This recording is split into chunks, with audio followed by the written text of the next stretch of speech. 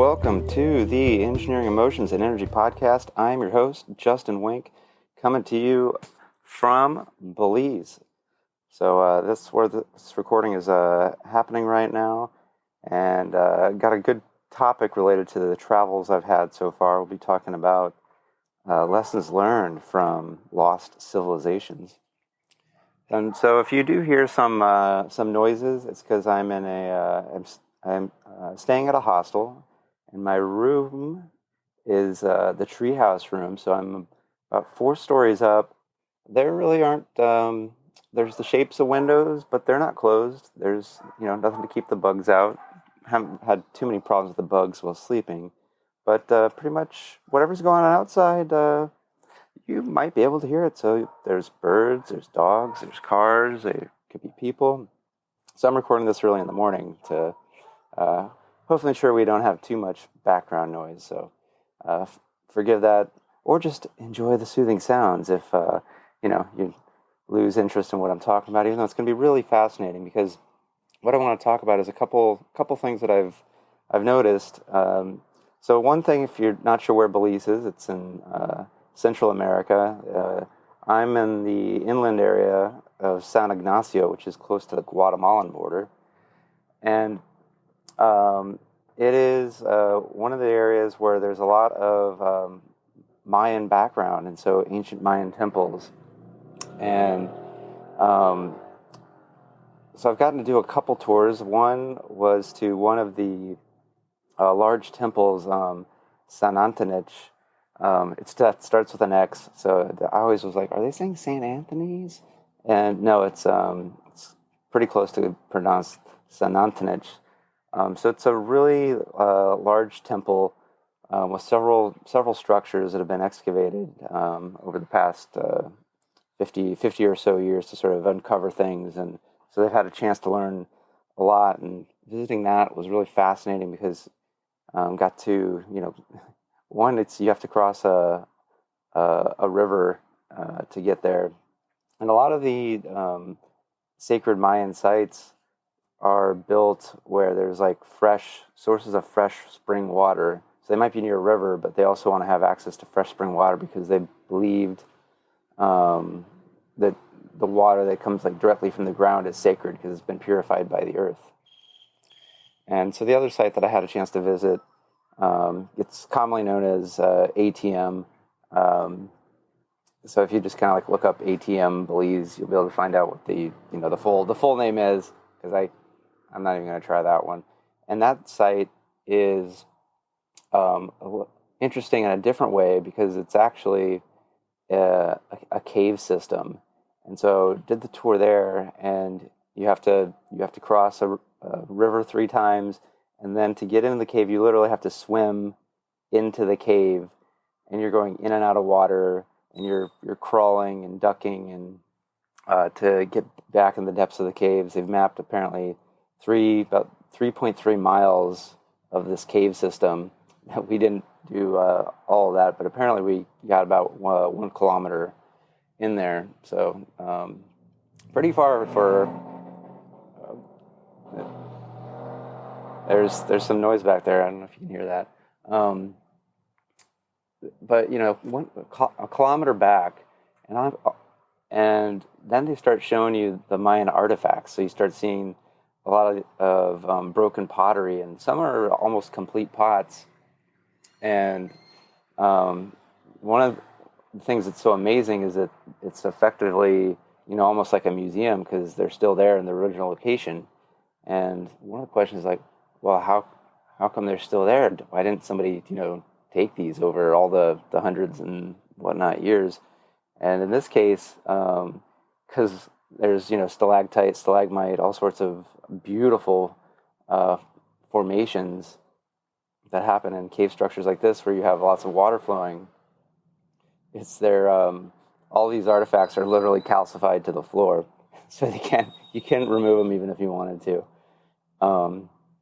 And then as we start going further back into this cave, they start being able to show us human remains. So there's one pile of finger bones, that they said was supposedly from auto-sacrifice, sort of self-sacrifice, an individual cutting their own finger off to sacrifice to the gods. And then as we went further back, started seeing full human remains that were from, full human sacrifice. And, they could tell by how the bones were that, this they were not done willingly, that, they were dragged here, and then the sacrifice was done. And then when you get the furthest back, there's one of the most complete skeletons on display, and I think it's commonly called the Crystal Maiden, even though they later believe that it's a skeleton of a male, because apparently most of the sacrifices were done with men.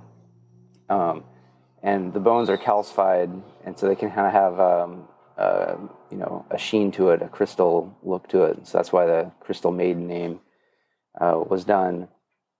And so the question starts being like, well, why go to the depths of these caves, and then why, bring people back here to do, pretty horrendous ritual of sacrifice. And the history that I've been able to understand from the guides I've taken at the various sites, and some of this I remember a little bit from school. I did a little bit of reading. I really enjoy history. I like the stories. Dates and stuff, not exactly my thing. And so if you are a really big Mayan history buff, like, I'm probably gonna fuck up some dates and some facts here, but I believe my knowledge of the story is roughly, and that's where the lesson is going to be learned, is more from the story. And was it 932 AD or 815 AD that something happened? May or may not make a big difference. And if it does make a big difference, shoot me an email, podcast@justinwink.com. So what was going on? Because this is a lot of effort to bring somebody against their will, a kilometer up into a cave system, and then do these rituals. And it was because they had desperate times. So was told that sort of when a lot of these sacrifices and things happen is around what's known as the classical period, which I believe is around 700 to 900 AD, which we're talking about 1200-ish years ago. And then some of these giant temples that, where they've placed these structures in positions so that the sun or the moon might line up at special events, that some of those were begun possibly as early as 1000 or 1200 BC, maybe even earlier. So we're just talking amazing knowledge of astronomy, and then an ability to do precision building. And so there's definitely some amazing technologies in some areas. And then this enabled them to have what I was told, I can't remember the exact area, if it was just the area of Belize or it could have been a wider area, but a population of about 2 to 3 million people. And one of the areas where, they were able to do a lot of agriculture, but I'm pretty sure it was nowhere near as efficient as our modern agriculture today. So what does that mean? If you have that many people, they're going to need way, way, way, way more land devoted to agriculture to feed and sustain. And how did the ancient Maya do that agriculture on such a mass scale? And they have evidence that they did slash and burn agriculture. So that's where they would just completely devastate, lush, gorgeous jungle, so then they could plant crops. And eventually this started having an impact on the environment, where instead of it being, lush rainforest, because honestly, there hasn't been a day here that it hasn't rained. Some days it rains more than others, but there's always been at least some rain, right? So what happens if you start getting rid of a big part of that ecosystem, which is, all of the trees and all of the foliage and all that things, starts to affect the weather pattern, and they start to have less rain. They start to suffer from drought. And there's drought, no food, but you still have the same number of people. They all want to eat. So what starts happening?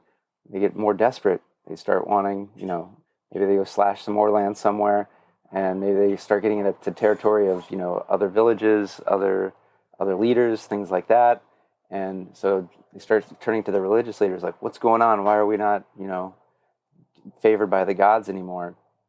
And we see this sometimes, with our own leaders, right? Where maybe they don't even know, or maybe they do know, but they're embarrassed that they maybe fucked up and they did something that was damaging and was not a good idea.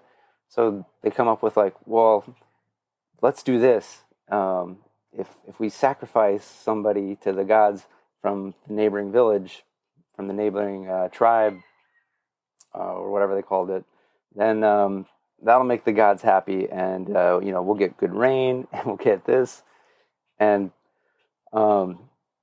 we see that didn't work, because effectively, the ancient Mayan civilization that created and utilized all of these temples and things effectively kind of disappeared, abandoned all of these large structures that were used for these large cities, sometime in the 900 AD-ish, well before Europeans ever came. So the Mayans didn't, large civilization, there wasn't much to conquer. It had already fallen and kind of been abandoned.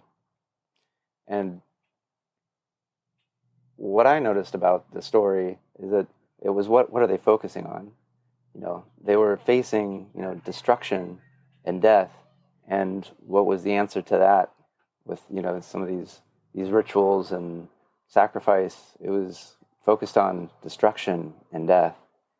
So what did they get more of? Destruction and death. Because more of the same results in more of the same.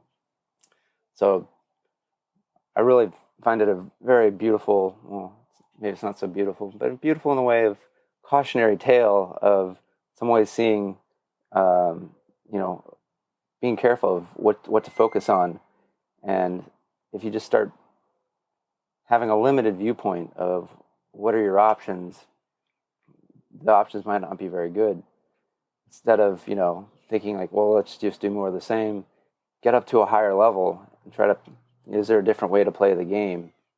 So it makes me kind of think of, some of our eccentric billionaires that are, trying to get into space that, there's a lot of ego too, but in another way, they're looking at a bigger picture. They're like, well, resources on Earth, that's limited. So at some point, it's going to get limited or appear limited, and people are going to fight. So what if we go to a much higher level and start looking outside of the planet Earth for, places to live, resources, things like that? So if we don't just focus on the problem, if we focus at a higher level and see what the other options are, then something different can possibly happen. We don't know where that's going to go with the space exploration. But we do know, at least the evidence to me is if we just focus on, hey, I think I'm missing out on something, let me get it from somebody else. If I feel like I've been taken from, and I go and take, eventually, if it's just taking, no giving, we all lose out.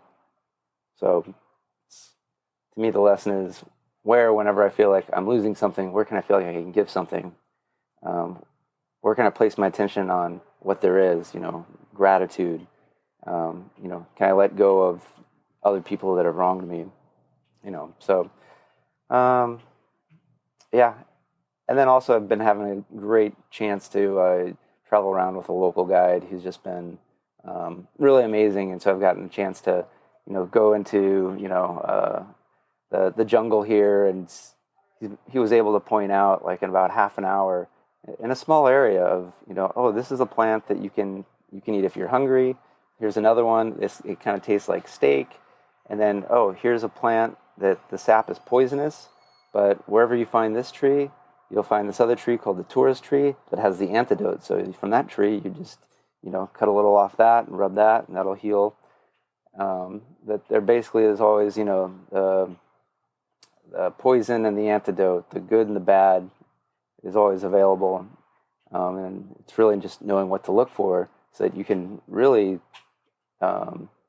survive off of, everything that's available here. That, that was available to the ancient Maya as well.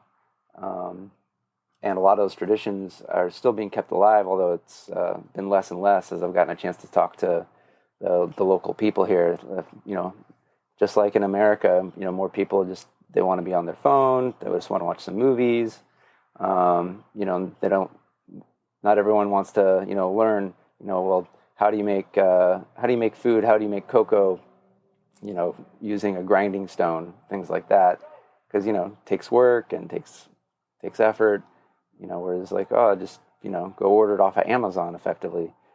Even though I'm not sure they have Amazon here. I did see a lot of Amazon boxes, but I don't know if they have Amazon here. And so I think what I'd like to, end with is, so we've got some great lessons from history, and I think what's good about history is it gives us an options to maybe play out some things before we have to play them out in our own life, in our own society. Because one of the ancient principles I always kind of like from Hermeticism is as above, so below. So often what applies to a society at large, you can also look at that at the individual level. And so, perhaps you're like, well, hey, what am I going to do? Like, I can't fix all the world's problems. That's right. You can only fix your own problems. As you fix your own problems, perhaps that impacts those around you, and then those people impact those around them. And so really what you do at an individual level does have a big impact. So just, it's a matter of time, but focus on what you can focus on and put that focus on someplace beneficial and helpful, and focus on the giving. And you can also just give to yourself. That's totally good too. So I got to get packed up. I leave today from Belize, and I head off to Costa Rica. So take care, and if you got any questions, email me, podcast@justinwink.com, and find me on social media, Justin Wink, Ph.D. on Instagram and Facebook, and also just look for Justin Wink on LinkedIn. So again, if you got any questions, hit me up, and good day.